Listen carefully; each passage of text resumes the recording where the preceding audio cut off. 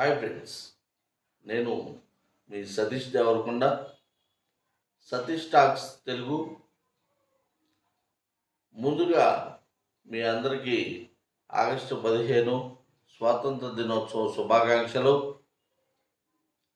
మనం నేడు ఇష్టారాజ్యంగా అనుభవిస్తున్న స్వాతంత్రం ప్రధానంగా నేతాజీ సుభాష్ చంద్రబోస్, భగత్ సింగ్ వంటి గొప్ప వీరుల శౌర్యఫలం. అలాగే ఎంతోమంది త్యాగమూర్తుల త్యాగఫలం. మన దేశానికి నేతలు ఎందరున్నా నేతాజీ ఒక్కడే. జయంతులే తప్ప వర్ధంతులు లేని మహనీయునికి మనం ఎంతో రుణపడి ఉన్నాం. చరిత్ర చెప్పేవాడు అబద్ధం చెప్పవచ్చు, కానీ చరిత్ర ఎప్పుడూ అబద్ధం చెప్పదు.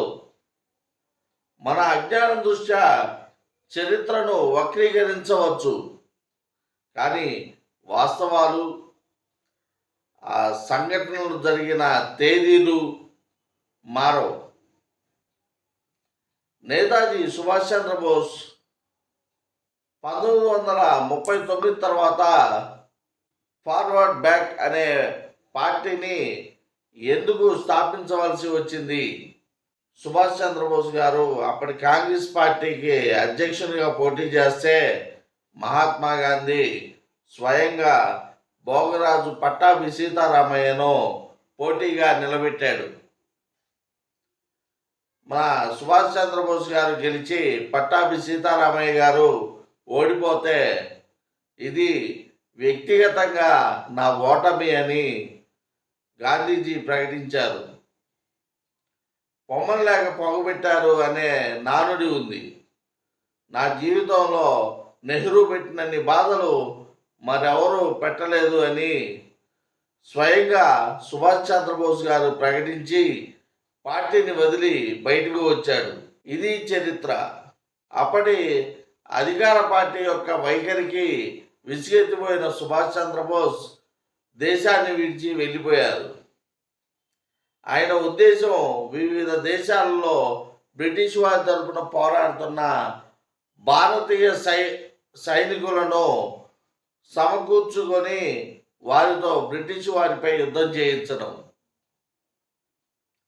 అలా సమీకరించిన భారతీయ సైనికులతో ఆయన ఆజాద్ హింద్ ఫౌజ్ను స్థాపించారు. ఆజాద్ హింద్ ఫౌజ్ నిర్మాణంలో నేతాజీ ఎన్నో ఒడిదుడుకులను ఎదుర్కొన్నారు. బ్రిటిష్ వారితో పోరాడటానికి సమర్థ సైనిక గణాన్ని తయారు చేశారు. ఒక పక్క బ్రిటిష్ సైన్యంతో తలబడడానికి ఆజాద్ హింద్ ఫౌజ్ సిద్ధమవుతున్న తరుణంలో గాంధీ గారు 1942లో క్విట్ ఇండియా ఉద్యమానికి పిలుపునిచ్చారు. నిజానికి ఇలాంటి ఉద్యమం కోసమే 1939లోనే నేతాజీ పట్టుబట్టారు. నిజానికి గాంధీ గారి క్విట్ ఇండియా ఉద్యమం ఎంతో అవసరమైనదే అయినప్పటికీ మొదలుపెట్టిన 3 వారాల్లోనే ఉద్యమం అణగారిపోయింది.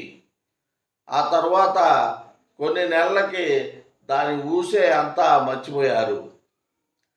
భారత స్వాతంత్రోద్యమంలో గాంధీ గారు అద్భుతాలే చేశారు. ఉన్నట్టుండి హఠాత్తుగా 1947లో బ్రిటిష్ వారి నుండి మనకు అధికార మార్పిడి ఎందుకు జరిగిందో తెలియదు. బ్రిటిష్ ప్రధాని క్లెమెంట్ అట్లీ భారతదేశానికి స్వాతంత్రం ఇచ్చేందుకు అకస్మాత్తుగా ఎందుకు అంగీకరించాడో అర్థం కావడం లేదు. దీని వెనక రహస్యం అట్లీకి మాత్రమే తెలియాలి. బాబాసాహెబ్ అంబేద్కర్ గారు 1956 అక్టోబర్లో, అంటే ఆయన మరణించడానికి ఒక 2 నెలల ముందు క్లెమెంట్ అట్లీతో ఆయన జరిపిన రహస్య మీటింగ్లోని అసలు విషయాన్ని ఆయన బీబీసీకి వెల్లడించారు. అదేంటంటే క్విట్ ఇండియా పోరాటం కొన్నేళ్ల కిందటే ముగిసిపోయింది.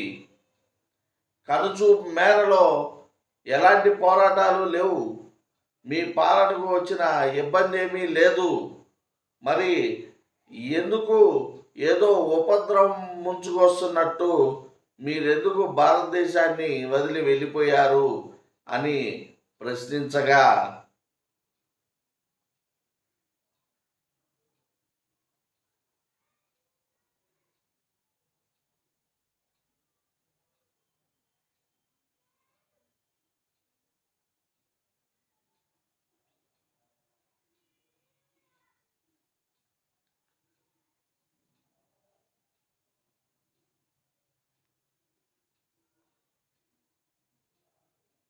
మీ పాలనకు వచ్చిన ఇబ్బంది ఏమీ లేదు. మరి ఎందుకు ఏదో ఉపద్రవం ముంచుకొచ్చినట్లు మీరెందుకు భారతదేశాన్ని వదిలిపోతున్నారు? ఇంత హడావుడిగా దేశానికి స్వాతంత్రం ఇచ్చేయడానికి కారణం ఏంటి అని అడిగితే, ఆయన 1946లో జరిగిన మంత్రివర్గ సమావేశంలో బ్రిటిష్ మంత్రులంతా సమావేశమయ్యి ఆయన ముందు 2 ప్రతిపాదనలు ఉంచారు. ఒకటి, మనంతటగా మనం భారతదేశానికి స్వతంత్రం ఇచ్చి వెళ్ళిపోవటం. 2, భారత సైన్యం మనకి ఎదురు తిరిగేంత వరకు మనం వేచి చూడడం అని చెప్పగా, ఆయన మొదటి దానికి ఒప్పుకొని 1946లో డెసిషన్ తీసుకున్నారు. 1947 నాటి బ్రిటిష్ ప్రధాని అట్లీ అనంతర కాలంలో ఇచ్చిన జవాబు ఇది. అతి ముఖ్య కారణం ఆజాద్ హింద్ ఫౌజ్ ప్రభావం. మరి గాంధీ గారి ప్రభావం ఏమీ లేదా అని అన్న ప్రశ్నకు ఆయన కనీసం తడువుకోకుండా కూడా చాలా తక్కువే అని బదులిచ్చారట. బ్రిటిష్ వారితో చేసిన అన్ని యుద్ధాల్లో ఓడిపోయినప్పటికీ భారత్లో ఆంగ్లేయుల పాలనకు గట్టి దెబ్బ కొట్టారు నేతాజీ సుభాష్ చంద్రబోస్. దురదృష్టవశాత్తు భారతదేశానికి నేతాజీ అత్యవసరమైన సమయంలోనే అదృశ్యమైపోయారు. నేతాజీ సుభాష్ చంద్రబోస్ కనబడకుండా పోయి 80 ఏళ్ళు అవుతున్నా కూడా భారత ప్రజల్లో ఆయన ఆచూకీ గురించి, ఆయన అదృశ్యం వెనక దాగి ఉన్న రహస్యాల గురించి ఉత్కంఠ ఏమాత్రం చెక్కు చెదరకుండానే అలాగే ఉంది. ప్రపంచంలోనే ఇది ఒక అద్భుతమైన విషయం. చివరికి నేతాజీ సుభాష్ చంద్రబోస్ను, భగత్ సింగ్ను ఉగ్రవాదులుగాను, లాల్ బహదూర్ శాస్త్రిని యుద్ధోన్మాదిగాను అన్నారు. భగత్ సింగ్ గారిని ఉరియడానికి ముందు కూడా బ్రిటిష్ ప్రభుత్వం నీవు క్షమాపణ కోరినట్లయితే నిన్ను ఉరి నుంచి తప్పిస్తామని చెప్పి అంటే, నిన్ను క్షమాపణ కోరే బదులు ఉరి కొయ్యలకు వేలాడతా అని చెప్పి రొమ్మిరుచుకొని సమాధానం చెప్పిన మహావీరుడు ఆయన.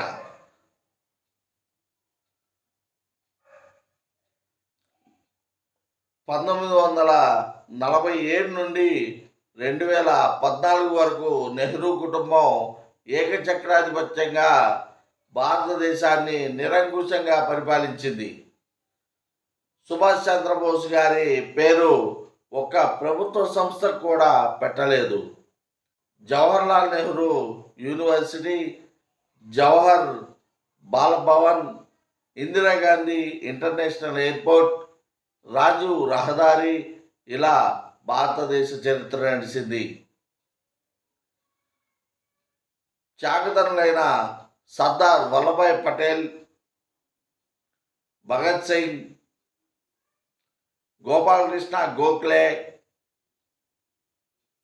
టంగుటూరు ప్రకాశం పంతులు, దుగ్గిరాల గోపాలకృష్ణయ్య గారు,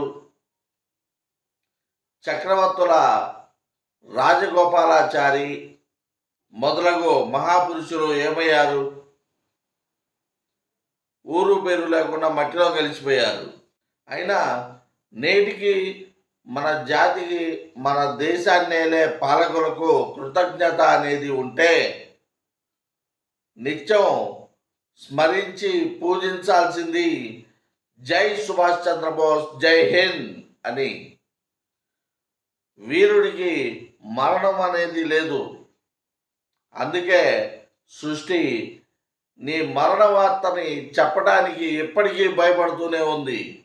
మన ముందు తరాల వారికంటే మనకే నేతాజీ అదృశ్యం వెనక దాగి ఉన్న విషయాలు ఎక్కువగా తెలుస్తున్నాయి. నేటి భారతం మనం కట్టలేని నేతాజీ సమాధిపై నిర్మింపబడింది. ఓ వీరుడా, నిన్న నీదే, ఈరోజు నీదే, రేపు నీదే. తల్లి భారతి పీల్చే స్వేచ్ఛ వాయువులు నీ ఊపి నుండి తెచ్చుకున్నవే.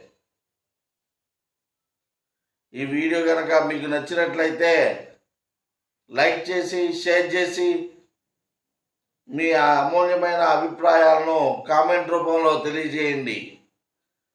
జై హింద్. భారత్ మాతాకి జై. స్వతంత్ర భారత్కి జై.